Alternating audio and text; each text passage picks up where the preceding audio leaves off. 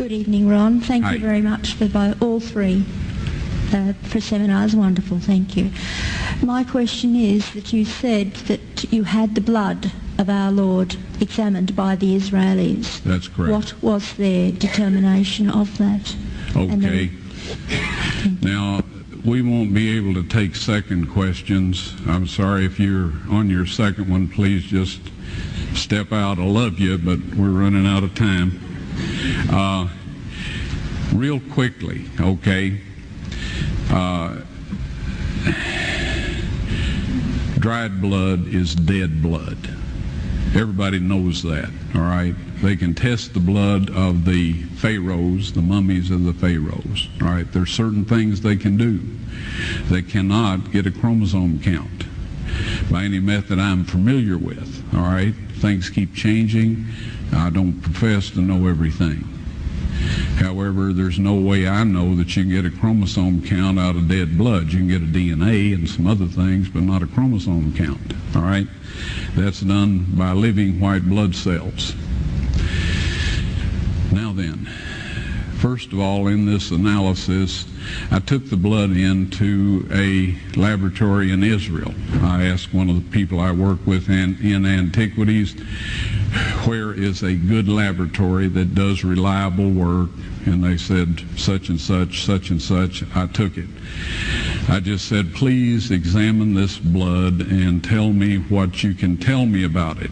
All right? They said, well, look, we're going to reconstitute it. We're going to put it in normal saline and keep it at body temperature for 72 hours with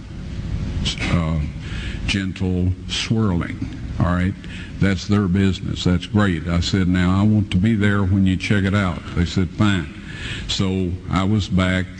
They checked it out. I said, now, they said it's human blood. We can tell that. They did whatever tests they need to do.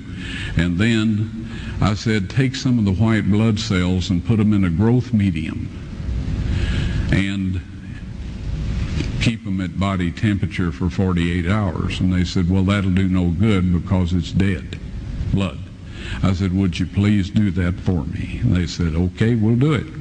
So anyway, I said, I want to be there when you take it out and examine it. So I was back there. They took it out, examined it under a microscope, and the one technician called the other one over there, and then they called the boss over there, and they were talking Hebrew a mile a minute there for a little bit, and they looked at me and they said, Mr. Wyatt, this human blood only has 24 chromosomes in it.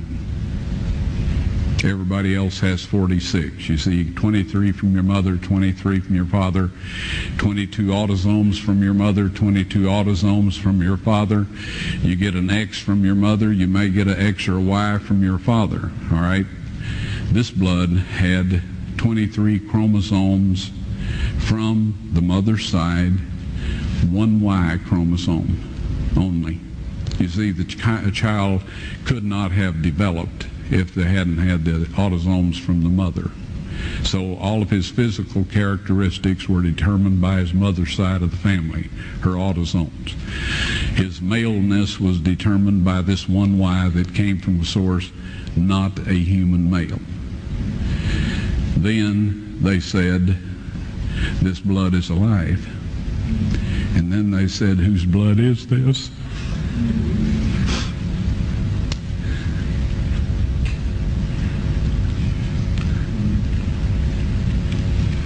I said, it's the blood of your Messiah.